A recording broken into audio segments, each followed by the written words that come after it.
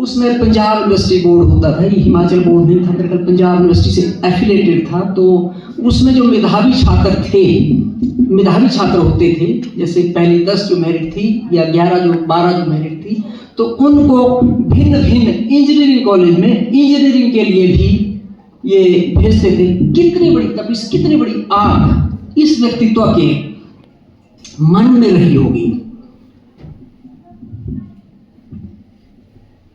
इससे पहले हमारे आज के मुख्य अतिथि और दूसरे वक्ता ने भी कुछ बिंदुओं को लेकर चिंता जताई।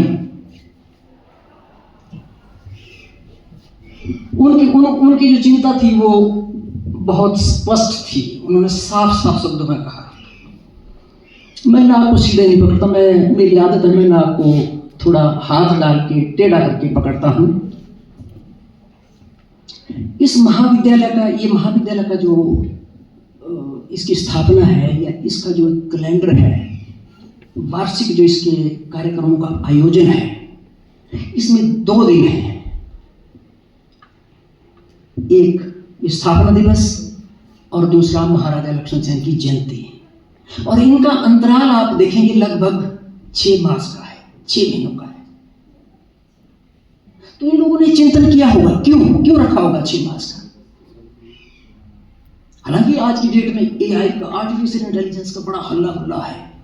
ये अमेरिका की आर्टिफिशियल इंटेलिजेंस, हालांकि चीन ने उसको धराशायी कर दिया, उसके पटच्चे उड़ा दिए उनकी आर्टिफिशियल इंटेलिजेंस के। और आज भी एक टीचर के सामने अपना अस्तित्व बचाने के लिए ये एआई बहुत बड़ा हाथीनुमा प्रश्न चिन्ह है। इन चीजों से कैसे उसको निपटना है, इसके ऊपर चिंतन की, मनन की, मंथन की आवश्यकता है। तो ये दिन जो रखा होगा, ये इन महापुरुष ने, इन मूर्धन्य विद्वान ने, इन हुतात्मा ने ये इसलिए रखा होगा कि लोग चिंतन करें कि किन परिस्थितियों में ये विद्या की आग, ये शिक्षा की लौ, ये घर घर इन्होंने जो है इसका जो है आयोजन किया है, घर घर इसको ले जा रहे हैं।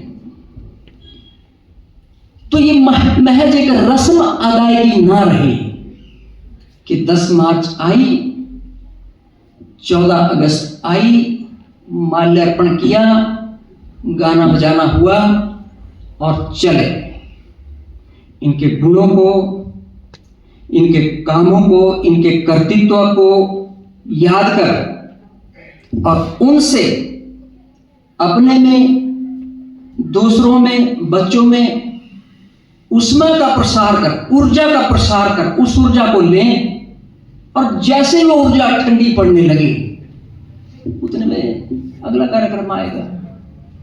तो इस तरह से इस चक्र में, इस साइकिल में ये महाविद्यालय चले। शायद ऐसा उनका प्रयोजन रहा होगा, ऐसा मुझे लगता है कि ऐसा जो है ऐसा विचार रहा होगा।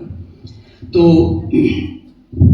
आदरणीय अजय कपूर जी का मैं बहुत बहुत आभार व्यक्त करता हूँ, महाविद्यालय के परिवार की तरफ से, बच्चों की तरफ से, कि उन्होंने अपनी ओसवी वाणी से, ओसी विचारों से, प्रेरणादायक विचारों से, अपने शब्दों से हमारा मार्गदर्शन किया।